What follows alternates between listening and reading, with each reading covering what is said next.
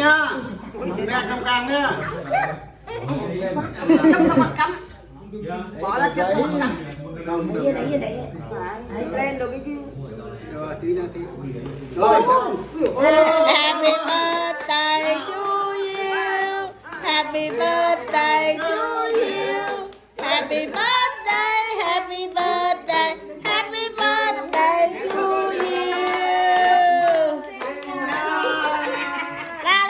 lại tiếp nào cái nữa nào cái nữa